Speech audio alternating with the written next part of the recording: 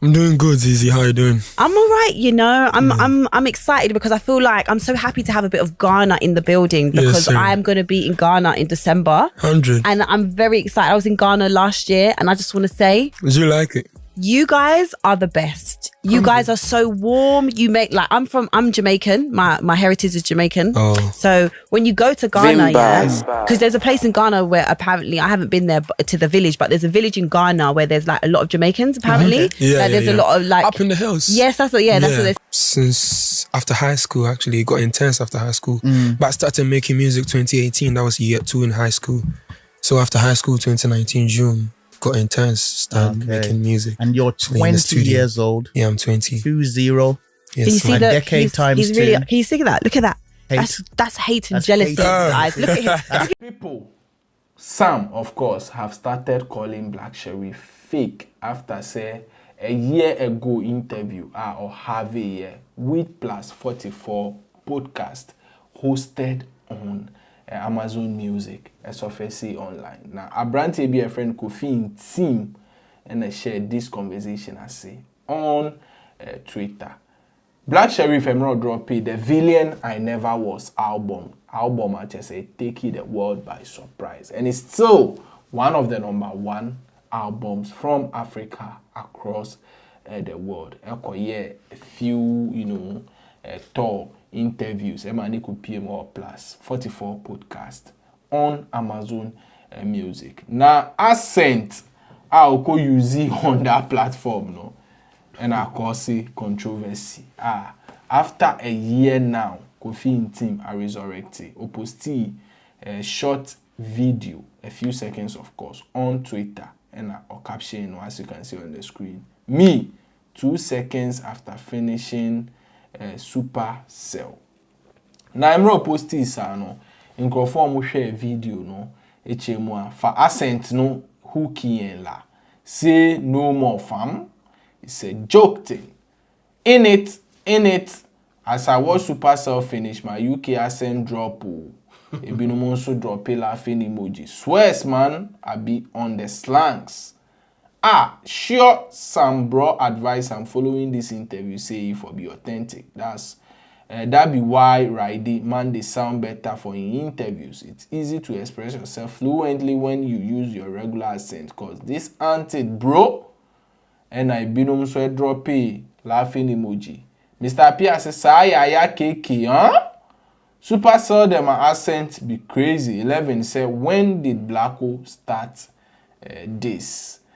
We in a year a few, a statement and microphobia make here. That short video call out. Now I shall see a trending massively. I'm microphone further. Blacko wasn't original back then. Why would he appear on a UK podcast and then try to sound like a UK as citizen accent? No change it. It got me, and no, almost say.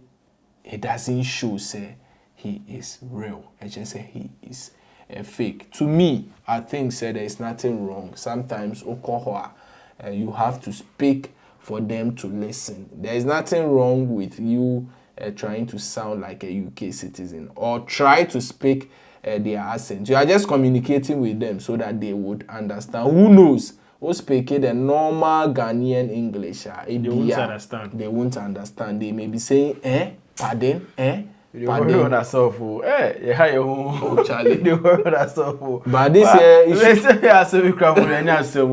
but I think Black Sherif, I mean, accent also the Evasa. Accent the beast. But I mean, there is nothing wrong with it. But if you go to a country and then you try to sound like them, I mean, that's the language, that's the accent, that's what they speak, that's how they sound. So if you want to sound like them, it helps them appreciate you more. They feel like you want to integrate yourself into the system. There's nothing wrong with it. You go in and you sound like that. And the guy who posted it, and I kind of understand the guy. I mean, Supercell is some nice series on Netflix now. It's a UK series, something like that. I sent to them, I said, "One show you moving, you don't take share." I said, "Unless you add captions to it." But then Black Sherif, I mean, this interview itself, no dear, massa. 1 year ago. Yeah, So what why you must say? he resurrect this? Agenda boys on Twitter there. You saw now, but what you say? The interview self, no. Then the way your man they release the English one like perfume rice. They release that one like perfume rice in the AC. Yeah, your man really tired. They did like but then it was an entertaining interview. I mean, there is nothing wrong with if you go and sound like that. I mean, the same way if you go. They say one of people for here no they sound like Jamaicans. What you say? Yeah. Some nowadays so they say somebody they sound Jamaicans because they do dance so. Yeah. So maybe somebody for a country to be like this guy they try penetrate into the markets but he doesn't sound like a British or something like that. It doesn't have that accent and things. But mind you, even in UK, they are local. I mean UK citizens are some of them their accent is even. Not every UK citizen can understand other people's accent. I mean, those from the Liverpool side, the Lancashire side, and things. You know, more accent in the crap with the West class, yeah. But then Black Sherif, I mean, he take out easy. Alofo. So we in a video, any story be a trending on Blacko. I just almost try to claim say 1 year ago interview any day accent no. To those of us who doubt, Mama Yenkuti portion and of course crucial portion of that interview. You understand me? Yeah, but I still get to like appreciate them times, them mistakes, learn from them. Yeah, and then I'm not fulfilled, you understand me? So I just try to survive, not be a villain actually, but I pick my evils to survive, you get it? You come across quite honest in person, but also in your music, you are. Yeah, I try to be very honest. Well, you're very honest. I know you've got a song called the Homeless Song. The Homeless Song. Where you actually talk about you being homeless earlier this year. Yeah, that was March. That's so mad. Yeah, I got mad. Like, how did... Me and the boys. How did... We got these issues, man. We hit this rock. It got crazy. Not just me, but me, my producer, the one that made the beats for Homeless Song. We were all homeless when I made that song. And that was like the 4th day when we made that song. That was the 4th day being homeless. We got homeless for like, was it 8 days? I want to talk about this. Love to Small God, eh? Small God got us a crib. Big up Small God. Yeah. I like Small God. Small God's cool, yeah. To lodge and get things together. Move back, you know? Yeah, so Small God gave us this thing and we lodged. That was when we made that song. So I assume the mission is to never be homeless ever again. Yes, man. Alright, it's up only. And when it gets like that, I love to like feel it. But you remember. You get me. Make it a highlight. That's so mad that you said that because yes, I have that same thing. When obviously I was born in Jamaica, and when I used to struggle in certain ways, for instance, like Jamaica, sometimes when I tell people about my life in Jamaica, they get confused because they don't understand that there's poor within poor. Right. Yeah. So there's levels to poor. So even by Jamaican standards, I was poor. Yeah. So I used to actually have to collect like water from a tank and stuff like that. And I used to remember at that time actually holding on to the feeling and saying, I will remember this so that when things are good, I'll always be grateful. Right, but also that I'll never fumble the bag. Do you know what I mean? Like get the opportunity and then mess it up. Yeah. So what do you think like your attitude is, being at this point where you're at now? Yeah. Is there a relaxation like, I did it? Or is there still a hunger like, I haven't done it? Yes. The hunger? Yeah. I try to keep the hunger fresh every time. And how do you do that?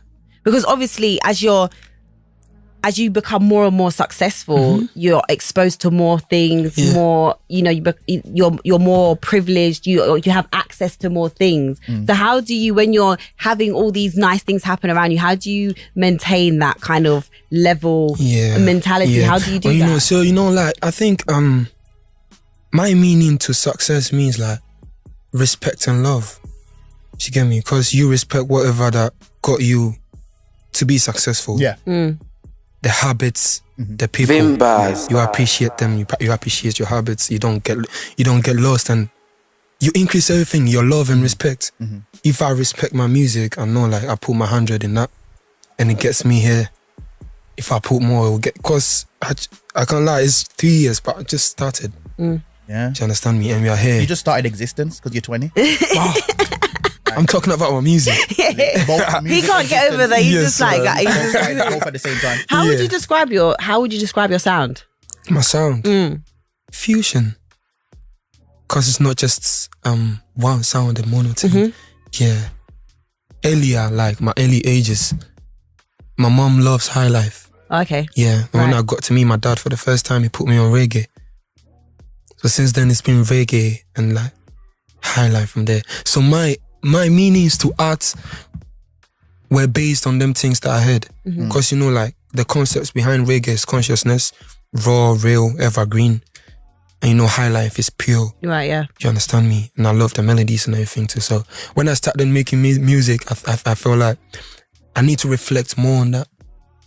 Because there's more home that I need to tap into. You understand me? Yeah, before I go outside. When you just said I picked up that you said when you met your dad for the first time. When did you meet if you don't mind talking about it? When I was growing up, I met my dad. I was like grade 3. I was like 8, 7 because he was in Greece. Oh, okay. Yeah. Right.